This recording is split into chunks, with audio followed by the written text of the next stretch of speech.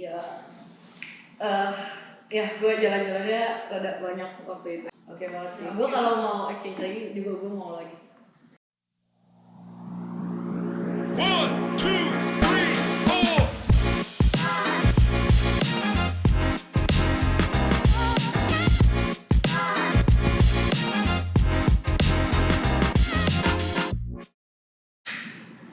4. Hai Sobat Perpita, welcome back to Perpicast All Around Taiwan. Kembali lagi sama aku Laurel, host Perpicast hari ini. Dan di episode kali ini nih guys, kita akan ngobrol pokoknya seputar student exchange nih. Gimana sih caranya buat kita sebagai mahasiswa atau mahasiswi di Taiwan untuk ikutan student exchange ke luar negeri.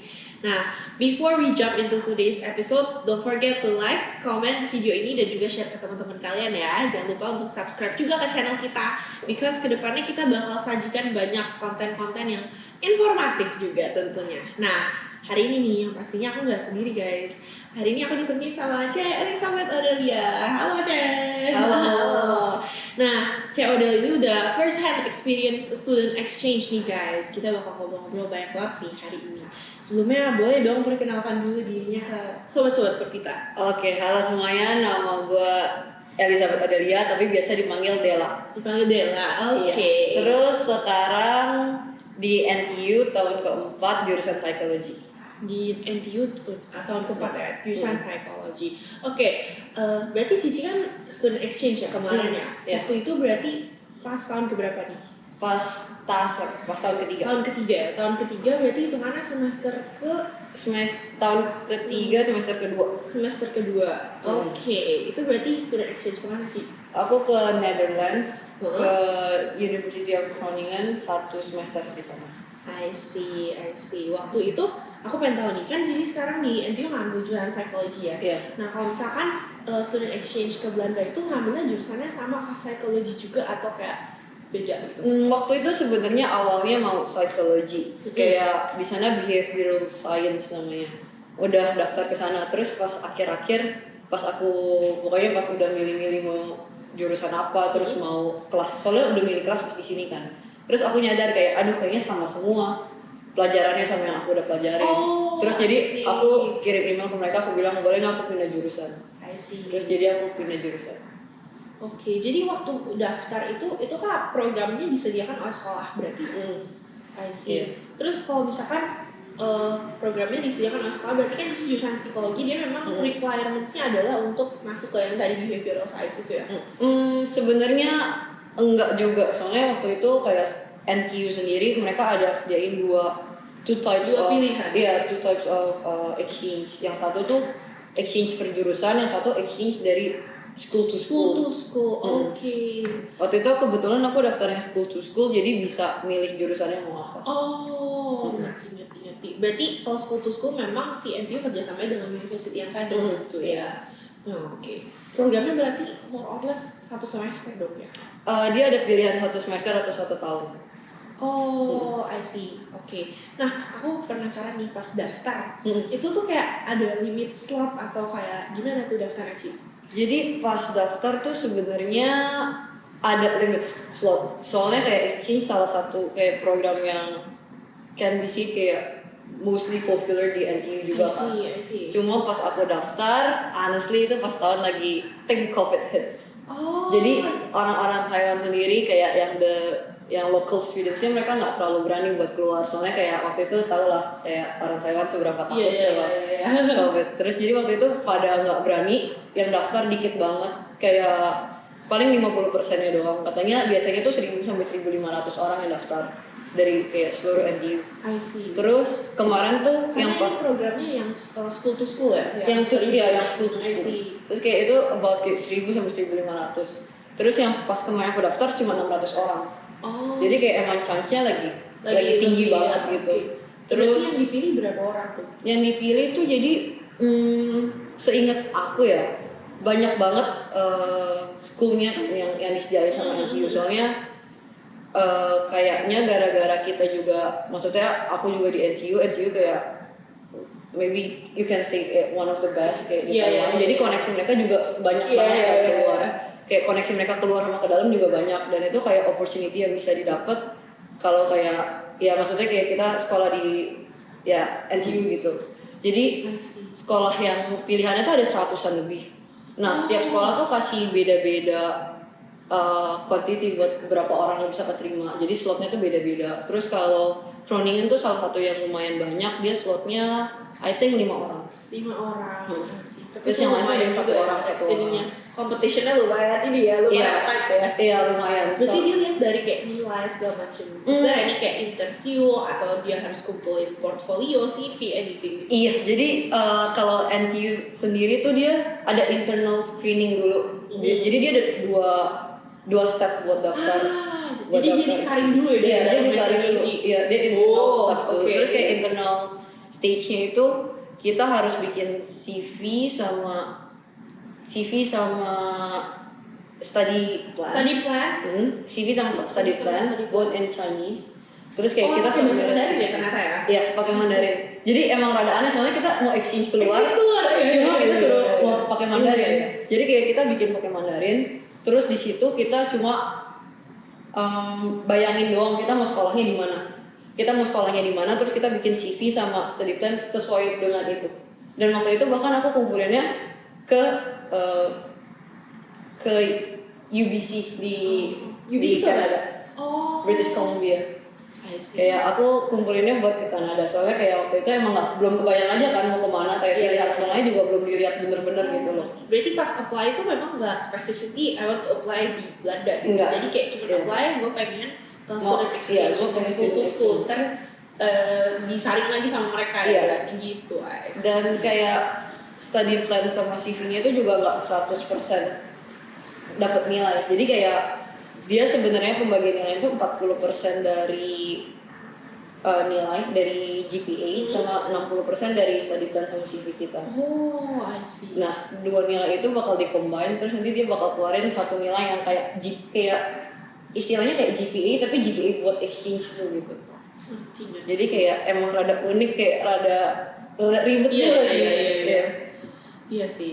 Tapi kalau misalkan secara financial ini, aku penasaran uang sekolah di sana tuh sama nggak sih kayak di Taiwan di NTU? Atau kayak dia punya, atau mungkin dibiayain sama NTU-nya? Jadi Student exchange. kalau student exchange ini kayak as far as I know kayak yang di NTU punya, kita tetap bayar tuition fee NTU. Oh, Jadi jadi sama kayak di Taiwan. Oke sama. lah, berarti Which lebih is affordable lah. sangat affordable, soalnya kayak kalau sekolah di Netherlands sendiri, kayak Netherlands itu salah satu negara paling mahal di Eropa. Iya, iya, Kayak iya. selain Scandinavian countries, kayak Netherlands itu termasuk yang paling mahal. Dan kalau sekolahnya di sana juga mahal banget, kayak Iya. tuition fee-nya juga Menarik sebenarnya sih mahal ini. banget. Dan kalau kayak dari NTU kita bayar tuition fee NTU yang maksudnya nggak seberapa dibanding mereka tuh emang worth it banget buat kita. Sih. Guys, kalau kalian tahu kuliah di Thailand tuh lumayan affordable ya. Apalagi di NTU karena national juga ya. Jadi jatuhnya oke lah ya, affordable, Iya, cukup kayaknya affordable. kurang lebih sama di Iya, Indonesia. iya. Menarik sih. Terus kalau misalkan kayak biaya hidup itu dikasih uang saku kah sama NTU atau dari sekolah sananya, atau emang itu nggak harus kayak kuliah Kayak sendiri? sebenarnya sih harus punya sendiri. Jadi sama uni sananya mereka minta kita financial kita seberapa. Jadi nanti dia minta kita harus deposit money ke dia Oh, I buat see. kita satu semester. Jadi waktu itu dia kalau nggak salah minta sekitar 6.000-an euro buat satu semester. Itu berapa rupiah atau NT gitu kalau 6.000 tuh kisaran. kali 30 berapa tuh? Waduh. 180.000 ini. 180 Iya, dia minta 180.000. Sekitar 180 jadi itu berarti 90 jutaan. Iya, Bener gak sih? 90 jutaan. Oh, ternyata math gue masih bagus guys.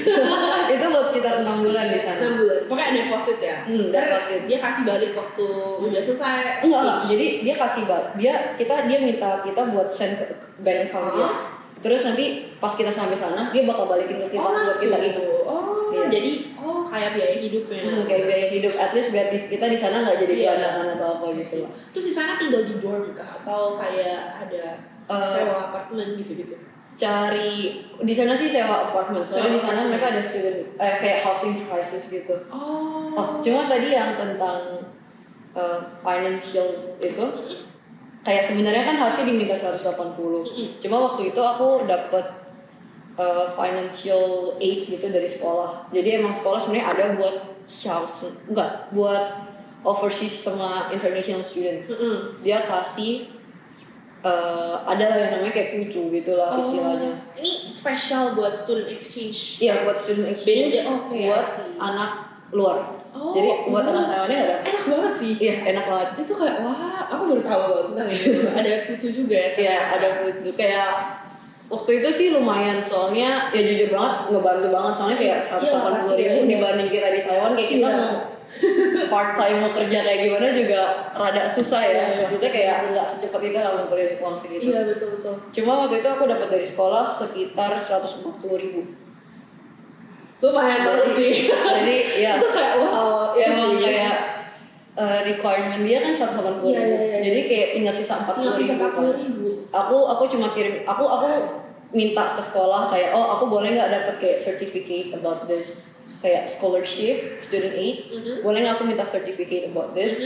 Terus nanti aku mau kasih ke si University of Groningen-nya kayak bukti kayak ini aku ada kok uang tapi bentuknya NTD gitu.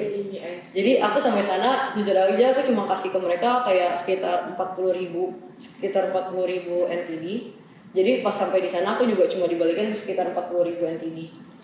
Terus sisanya ya baru nanti. Ini 180.000 itu di luar dari uang sekolah yang harus dibayar ya berarti. Tapi kan kalau bayar uang sekolah ke NTU juga kan, bukan ke mereka. Oke. Nah di sana tuh boleh part time gak sih Ci? Kan kalau di Taiwan tuh boleh part time guys. Kalau di sana gimana ya? jujur kayak circle temen aku yang di sana nggak ada yang part time. Gak ada yang part time. Cuma kayak aku gara-gara dari sini ke sana udah kebiasaan kan. Maksudnya kayak di sini udah biasa cari duit sendiri, terus kalau di sana kayak rada nggak enak juga kalau minta uang lagi gitu. Jadi di sana kayak first thing I did kayak ya udah cari part time gitu. Terus kayak part time ya udah cari yang apa aja. Soalnya kayak di sana kan mereka speak Dutch. Cuma nggak semua orang bisa Inggris. Terus aku tetap aja kalau kayak kita misalnya cari part time yang kayak jaga toko atau nggak jadi kayak di restoran gitu, tetap aja kita harus punya Dutch which is gua nggak punya sama sekali. Terus pas sampai sana, jadi gue cari kerjaan apa sih yang bisa tanpa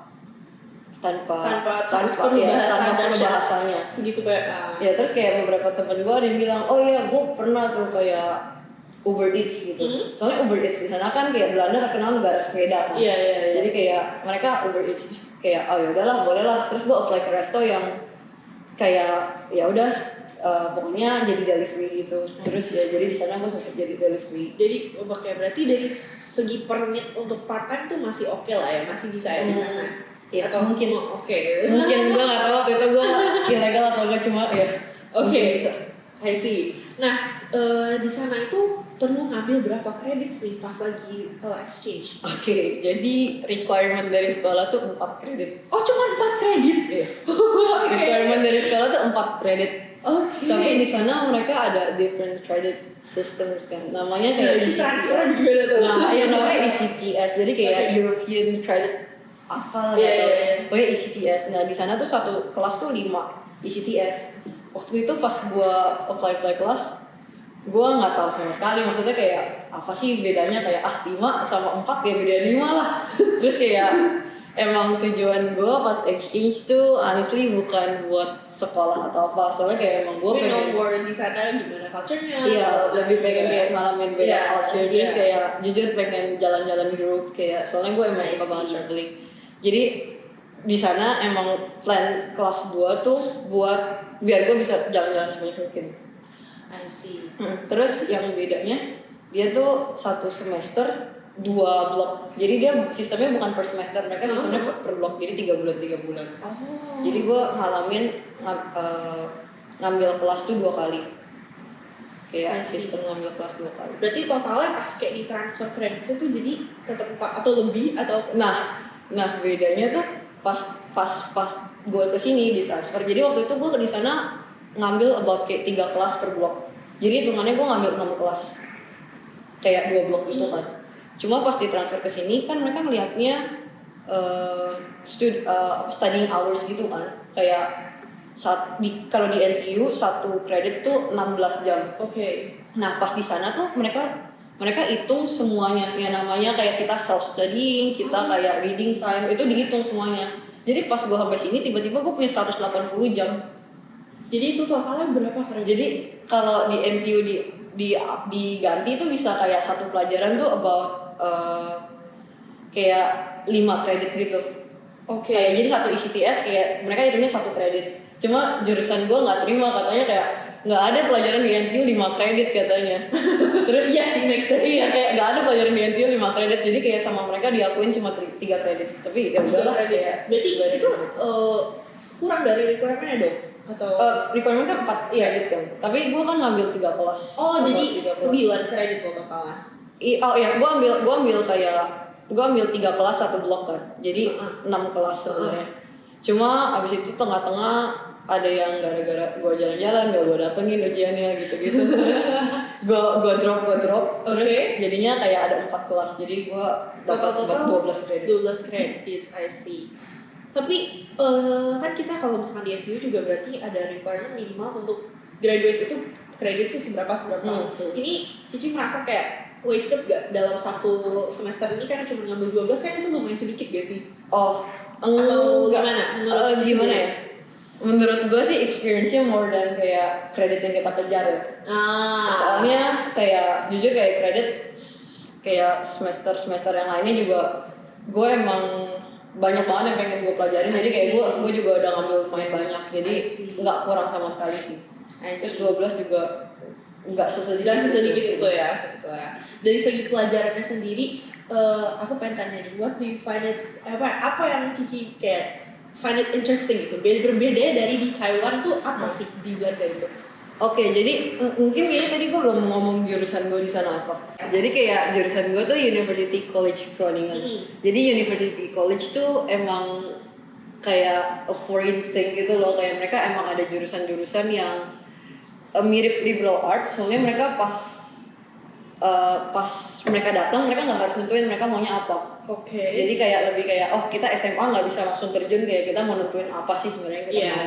Jadi mereka kasih kayak kita kebebasan tahun pertama kita coba semua hal yang kita mau, terus tahun kedua baru kita milih kayak specialization jurusannya.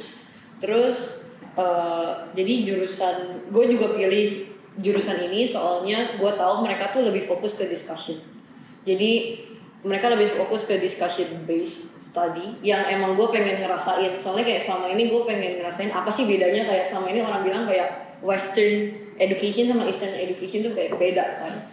Jadi pas gue kesana baru gue ngerasain banget apa yang maksud mereka kontrasnya juga ya. Kayak apa yang mereka bilang dengan kayak discussion based studying gitu. I see. Berarti kalau di NTU sendiri lebih theoretical kah atau gimana? Lebih kayak mungkin semua orang di sini kayak lebih familiar sama yang kayak gurunya di depan, kita kelas gede, terus kita semua dengerin, kita tulis catatan, terus habis itu kita ujian. Nah, soalnya kayak di sana tuh nggak sama sekali, kelasnya kecil banget, jadi satu kelas tuh about kayak paling gede juga 20 orang. Jadi kayak about kayak 10 sampai 20 students. Terus di sana gurunya tuh beneran nggak bisa dibilang kayak nggak ngajarin apa-apa. Jadi kayak gurunya tuh cuma jadi moderator, cuma bikin kayak hari ini kayak kita belajar tentang neighborhood ya. Kayak misalnya dia bilang kayak kita tentang neighborhood, kayak what do you think about neighborhood? Terus udah semua orang ngomong, kayak semua orang tuh actively kayak mau angkat tangan, semua orang kayak bilang kayak pandangan mereka tentang neighborhood, walaupun kayak aneh-aneh juga tetap aja diomongin. Bener-bener encourage critical thinking ya, dan kita dapat ideas yang banyak banget dari dan kayak kita juga dapat ideas dari orang dan kita juga ngungkapin sendiri. Jadi menurut gue sih gue lebih cocok, soalnya kayak gue jadi lebih inget tentang apa yang gue omongin, tentang apa pandangan gue tentang kayak neighborhood sendiri. Jadi you try new things dan lu juga jadi kayak menyadari ternyata dia lebih cocok gitu kayak different ya. Terus kayak kalau di sini ada kayak gurunya habis discussion mereka ngomong kayak next slide-nya bukan neighborhood, terus kayak ada siapa gitu kan. Ini enggak, next slide-nya udah kosong aja, nggak ada tentang neighborhood lagi, kayak tentang ya udah next discussion gitu. Tapi kalau di sana berarti bahasa pengantarnya apa nih? Inggris atau bahasa Belanda? Inggris, soalnya waktu itu pas emang gue cari pas mau exchange. Jadi NTU sendiri kayak bedain ada IPANCU sama kayak Sesecu. Jadi kayak kalau IPANCU itu emang semua yang in English. Cuma kalau yang the other part itu tuh yang misalnya kayak kita mau kuliah pakai bahasa Jepang, pakai bahasa Spanish. Jadi itu tuh pas apply ada perbedaan. Terus Dan kayak gue juga pilih Netherlands soalnya kayak first gue pengen ke Europe, dua gue pas di Taiwan jujur gue capek adaptasinya. Kayak adaptasi bahasa kan ada Iya. berat ya, kayak kita itu tak challenging banget kayak ya, pas betul. TAI gitu kayak tiba-tiba semuanya full Mandarin tuh kayak buat gue waktu itu ada berat. Iya. Terus kayak gue nganggep kalau gue kesana buat 6 bulan, kalau 6 bulan gue buat adaptasi bahasa abis udah 6 bulan. Iya, bener sih. Ya. Tapi aside from kayak di sekolah kan memang pakai bahasa Inggris nih, tapi outside the school itu gimana nih language barrier? Nah, itu dia kayak once again kayak Netherlands soalnya kayak di Europe yang kayak English friendly bisa dibilang tuh paling UK. Iya. Which is sekarang udah nggak Schengen. Iya. Kayak terus UK sama Netherlands yang bisa dibilang paling English friendly. Soalnya yang lain emang mereka punya bahasa masing-masing kan. Jadi I mean kayak Netherlands punya bahasa masing-masing juga. Dia punya Dutch. Cuma di sana yang gua find rada amazed gitu, orang-orangnya dari nenek-nenek, kakek-kakek sampai anak kecil tuh semuanya Inggrisnya tuh fluent banget. Really? Oh, berarti no problem lah ya. No problem at all. I see. Tapi do you expect kayak language barrier-nya bakal kayak orang-orang bakal ngomong Inggris bakal oke atau kayak ada preparation sendiri kayak belajar bahasa dulu sebelum pergi ke Belanda? Gue nggak belajar Dutch sama sekali. Oh ya? Jadi gue nggak belajar sama sekali dan emang soalnya itu bukan tujuan gue pas mau ke Iya, sana. iya. Jadi kayak pas sampai sana mereka offer kelas Dutch. Terus kayak gue mikir kalau gue kelas Dutch lagi nanti Mandarin gue makin makin kayak aduh nggak kepake nih, udah nggak kepake. Terus kayak gue belajar bahasa baru dan mereka harus ada kayak more payment kalau buat kelas Dutch. Terus kayak kelas Dutch itu kayak seminggu 3 kali dan gue waktu itu emang gue masukin kelas gue cuma hari kayak Senin Selasa biar gue sisanya bisa jalan-jalan 5 hari. I see. Jadi ya udah gue nggak ambil sama sekali sekarang Dutch gue no. Itu kayak yang penting experience-nya dan juga knowledge-nya yang didapetin dari sana ya. Iya. Nah, tapi aku juga kepo lagi nih. Apa sih yang paling challenging nih waktu student exchange? Yang paling challenging Atau yang rewarding dulu nih? Boleh yang mana? Yang paling memorable pas student exchange? memorable satu kayak bucket list gue emang gue mau jalan-jalan. Jalan-jalan. Emang itu tujuan gue pertama kayak gue exchange dan gue ke Europe tujuan gue soalnya gue tau gue pengen kalau gue punya visa Schengen gue bisa kemana-mana dan itu reward kayak paling besar. Ngomongin tentang visa berarti dapat visanya tuh gimana tuh? Maksudnya visa? What type of visa? Student visa. Jadi kayak pertama dapetnya student visa. Oh. Cuma yang gue find different kayak Netherlands tuh soalnya nggak tahu sih, gue nggak tahu. Cuma gue dapet residence permit di sana. Jadi nggak semua teman-teman gue exchange yang ke negara lain dapet residence permit. Kok bisa dapat ini resident permit? Kayaknya soalnya Netherlands tuh cuma nggak semua Schengen tuh cuma berlaku 90 hari kan. Sedangkan gue di sana kurang lebih 5-6 bulan. Iya. Jadi kalau yang kayak gue tahu kayak beberapa negara kayak Spain gitu-gitu, mereka perpanjang Schengen-nya. Mereka perpanjang kayak visa lu buat ke sana. Cuma kalau Netherlands mereka kayaknya nggak mau tahu, pokoknya dia langsung kasih lu student, jadi kayak residence permit, jadi kayak lu residentnya Belanda. Dan menurut gue punya kartu residence permitnya di sana tuh kayak membantu banget, soalnya kayak lu dapat benefit kayak bukan di Netherlands saja tapi kayak the whole Schengen area gitu. I see. Berarti itu periode residence permitnya for how long tuh? Jadi waktu itu gue datang Januari, dia kasih gue residence permit sampai Oktober. Oh, jadi lebih lama Iya, justru lebih lama kayak. Iya. Sebenarnya kalau kayak gue mau summer di sana mau perpanjang juga bisa. I see. Kalau dari segi culture nih, apa yang paling memorable dari student exchange? Kalau nggak talking about friends deh, about friends-nya tuh lebih international atau kayak emang banyaknya orang-orang Belanda? Iya, nah itu kayak Groningen itu a small city, a really really small city. Kayak gue bisa bilang Groningen the main area sama NTU, kayak sekolah gue bisa lebih gede NTU. Tapi FYI NTU besar guys. Ya Jadi tapi kalau dibanding itu iya, jadi kayak the center area tuh cuma kayak ya Netherlands terkenal sama kanal-kanalnya kan. Jadi kayak center area-nya tuh cuma dibatasin kanal dan yang inside the canal sama NTU sendiri gedean NTU. Terus jadi mereka tuh tapi kayak Groningen tuh a student city, emang a student city banget. Jadi kayak maybe half of the population is students, yang anak-anak muda yang setiap hari kerjanya gini-gini. ya gitulah pokoknya.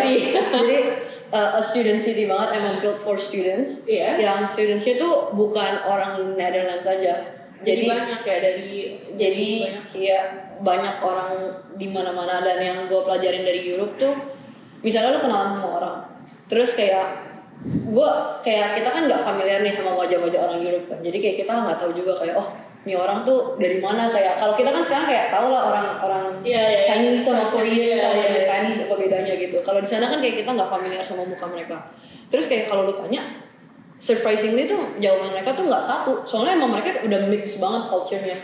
Jadi kayak misalnya kayak teman gue, dia kayak orang Romanian terus kayak campur sama UK, tinggalnya kayak di Spain, kayak jadi kayak benar mix banget culture-nya. Terus kalau talking about class itself, kelas gue dulu cuma 3 orang yang bisa bahasa Dutch.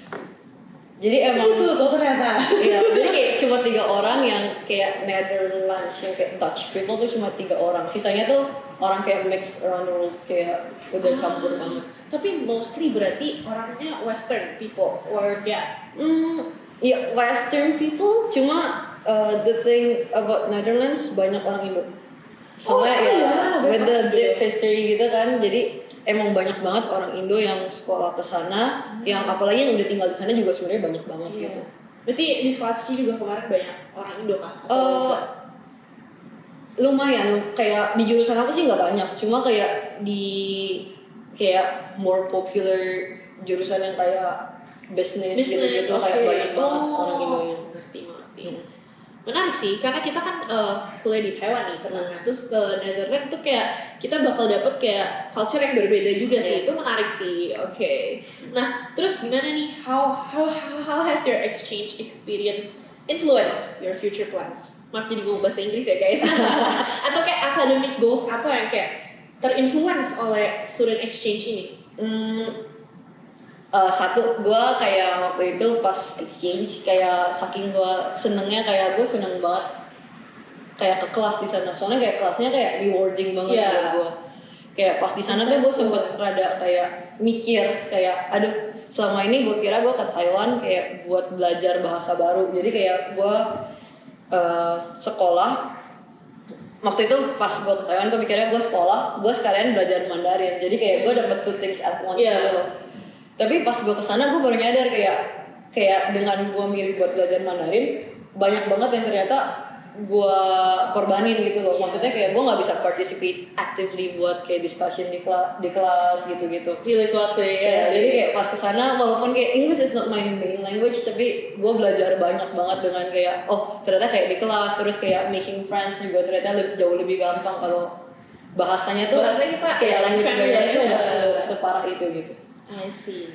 Udah bahas yang berat-berat, pengen bahas yang ringan-ringan nih. Ada nggak kejadian unik atau lucu nih di student exchange ini? Apa ya? Atau kayak paling memorable dari dari segi sekolah nggak apa-apa, dari jalan-jalan gitu. Iya. Atau kayak tempat-tempat apa yang menarik gitu di sana? Iya, jadi gue ceritain dah. Gue banyak jalan-jalan. Gue nggak bisa akuin gue sedikit kayak, soalnya menurut gue itu emang banyak banget. Gue nggak kepikiran gue bakal jalan-jalan sebanyak itu. Soalnya kayak gue realize di Europe jalan-jalan tuh nggak mahal. Oh, really? Jadi ya itu sangat-sangat surprising. Soalnya kalau lo book a plane ticket, kayak lo bisa terbang dengan kayak 90.000 rupiah. Jadi kayak waktu itu gue kayak dari Netherlands, waktu itu gue dari kayak Italia ke insight lagi ya buat aku. Cuma 8 euro, jadi sekitar 85.000. Itu maksudnya intercity kan? Itu intercountry. Iya, antar country. Kayak dari satu country ke country lain. Terus ya waktu itu pokoknya pas awal-awal gue realize kayak wah anjir kayaknya bisa, salah. Gak apa-apa. Itu ya pokoknya waktu gue realize kayak oh gila, kayak jalan-jalan tuh bisa semurah itu.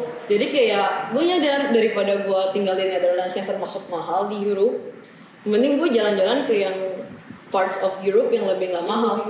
Jadi kayak spending gue tuh bisa dibilang emang nggak lebih murah, cuma kayak nggak lebih mahal sejauh itu juga gitu dengan gue jalan-jalan ke tempat lain.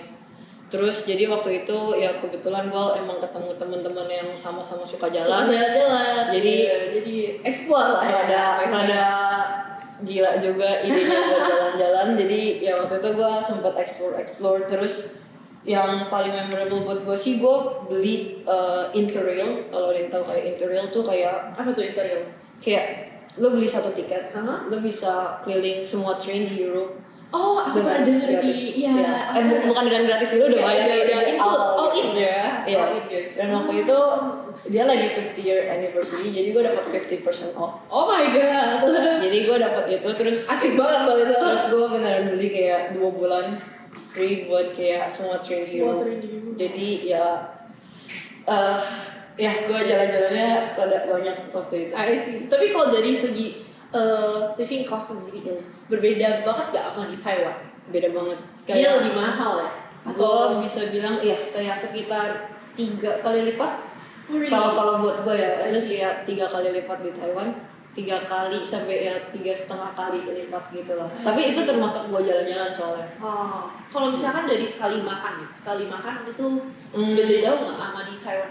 Yang bedanya tuh gue di sana makan gue nggak berani makan keluar kalau gue di Netherlands. Oh, masak ya berarti? Jadi ya gue masak. Soalnya kalau makan di luar tuh kayak sekali makan paling murah juga kayak paling makan kebab gitu itu udah paling murah buat makan di luar. Paling itu kayak 5 euro jadi sekitar 150 lebih. Kayak itu sekali makan buat ya buat kayak makan kebab doang gitu loh kayak di sini kita atas makan di bubur sini. gitu kan. Oh iya. Jadi ya bedanya lebih mahal agak ya. lain. Tapi kalau kita masak sebenarnya oke. I see.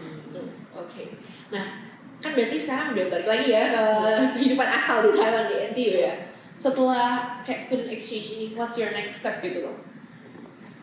My next step. Sekarang soalnya gue udah tas juga. Jadi Terus, udah keempat guys. ya jadi emang abis selesai kuliah kan emang kerja kan. Soalnya gue sekarang nggak plan buat S2 dulu. Kayak gue mikirnya kayak S2 nanti gue break abis kerja dulu. Baru gue S2. Jadi kayak gue sekarang lagi mau cari-cari kerja dan gue lagi carinya di Taiwan juga sih. I see. Oke. Berarti sekitar kapan nih graduationnya? May? Udah deket ya guys. Nah, buat sobat-sobat kita nih yang punya interest ke ikutan student exchange juga, apa sih advice yang mau Cici kasih? Atau do you recommend student exchange ke sobat-sobat kita? Oke.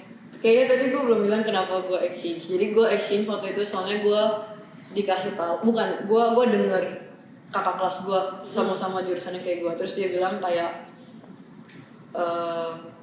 kayak sekarang kita lagi masa kuliah tuh menurut dia ada 2 hal yang kayak kita harus alamin. Ini kata-kata kakak kelas gue, tapi menurut gue kayak bisa dipakai banget gitu. Dia bilang kayak 2 hal yang kita bisa alamin pas kuliah yang kita nggak bisa alamin setelah itu. Terus yang pertama dia bilang itu organisasi yang kayak sekarang kayak lu kita. Terus yang kedua itu exchange. Soalnya kayak exchange tuh kayak experience yang lu nggak bisa alamin lagi kayak once kayak lu udah kerja lu nggak bisa ambil kayak ya that much time buat lu explore another culture. Apalagi kayak belajar duduk di sekolah aja ya. Iya itu paling nggak bisa sih. Cuma ya menurut gua kayak kalau emang ada keinginan terus kayak ada kayak financially kayak supported bisa kayak just go for it ya. Just go for it kayak daftar dulu aja siapa tahu daftar guys mikir nanti. Kadang-kadang justru decision kayak gitu yang paling memorable ya. Yang paling memorable soalnya kayak emang oke banget sih. Gue kalau mau exchange lagi juga gue mau lagi to another country kan atau ke Netherlands. Another country lah ya, kita explore yang baru. Soalnya kayak belajar in another culture tuh kayak lu kayak kebuka gitu loh kayak your views sih kebuka banget. Advice apa nih pengen dikasih ke sobat-sobat kita buat dari segi preparationnya? What do you need to do buat student exchange? Secara financially dan segala macam. Oke, mungkin kayak financially ya harus beneran pilih country yang menurut kita rada affordable gitu. Soalnya kayak Netherlands emang waktu itu dia pilihan pertama gue, cuma pilihan gue di bawah-bawahnya tuh jauh bukan kayak city-city yang di Netherlands lagi, kayak gue pilihnya negara lain yang menurut gue lebih affordable. Dan ya menurut gue negara lain yang lebih affordable. Dan jadi waktu itu gue milihnya kayak pokoknya pertama kayak cari country yang menurut lu affordable dan lu pengen tinggal di sana. Kayak urusan sekolah kayak aja lah. I see. Berarti pas daftarnya tuh kan yang tadi aku pernah tanya juga ya, kayak kita memang daftarnya cuma yang school doang, tapi nggak bisa pilih si university, betul nggak? Atau kita bisa kayak kasih urutan bisa kita bisa masukin urutannya kayak pas jadi kan tadi kan ada stage 1 kan. Stage 1 kan lu udah kepilih nih, terus sekolah kasih lu GPA. Jadi sekolah kayak kasih lu GPA buat exchange. Nah, setelah dia kasih lu GPA, lu masuk nih ke stage 2. Terus ke stage 2 lu kira-kira aja lah dengan GPA lu bisa masuk sekolah yang mana. Soalnya kayak kalau di NTU sih kayak yang Kanada, terus kayak Jepang gitu kayak populer banget, kayak US, kayak university yang memang namanya tinggi itu emang susah banget kompetisinya. Jadi kayak lihatlah dengan GPA itu kayak lu masuk ke mana. Terus dia juga bolehin kayak 30 pilihan. Jadi santai banyak banget juga sih sebenarnya. Jadi kayak kemungkinan masuknya sebenarnya tinggi. Jadi jangan takut dulu kayak ya udah ambil take the chance gitu. Wow, oke. Any last kata-kata tips-tips buat teman-teman yang mau ikutan student exchange, pesannya buat teman-teman? Just go for it. Just go for it, bakal guys. banyak hal yang dipelajarin kayak pas exchange. Soalnya kayak lu belajar adapt to a new country, kayak lu jauh belajar. Kayak maksudnya waktu itu gue ngerasanya gue udah belajar ke Taiwan, kayak ya udahlah gue udah pernah adapt. Gue udah pernah ngerasain gue udah pernah ngerasain jadi anak rantau. Terus kayak jujur waktu itu gue pilih buat exchange lagi soalnya gue ngerasa dari Taiwan yang gue pelajarin tuh bukan 100% dari sekolah, kayak nggak peduli kayak uni apa, kayak gue nggak belajar kayak 100% dari sekolah. Justru yang gue pelajarin tuh dari gue kayak pengalaman gue kerja, pengalaman gue kayak cari teman, kayak terus kayak culture baru. Jadi kayak gue tuh mau, kalau gue ngerasain kayak kalau gue ngalamin itu sekali lagi, gue bakal belajar kayak 2 kali lipat dong. Kayak gue belajar hal yang sama. Betul, lagi. setuju. Terus kayak ternyata emang beda banget gitu. Worth it lah ya guys, worth it untuk ikutan student exchange. I see, wow. Hari ini kita ngobrol panjang banget nih, aku dapat banyak banget new insights yang pasti ya sobat-sobat kita juga bakal dapat new insights ya. Thank you banget buat si Elizabeth Odelia udah sharing banyak banget hari ini ya. I believe obrolan kita hari ini bisa jadi new insights buat teman-teman semua, informasi yang berguna apalagi buat teman-teman yang pengen ikutan student exchange atau yang sebelumnya nih belum pernah kepikiran, oh ternyata ada loh student exchange, dan siapa tahu bisa terinspire oleh obrolan kita hari ini. Dan if you guys enjoy this podcast and find it useful, jangan lupa ya untuk like, comment, dan juga share video ini ke teman-teman kalian ya, siapa tahu berguna juga buat mereka. Jangan lupa juga untuk subscribe ke YouTube channel kita ya. Aku Laurel dan Ci Aurel pamit undur diri. See you on the next episode. Bye bye.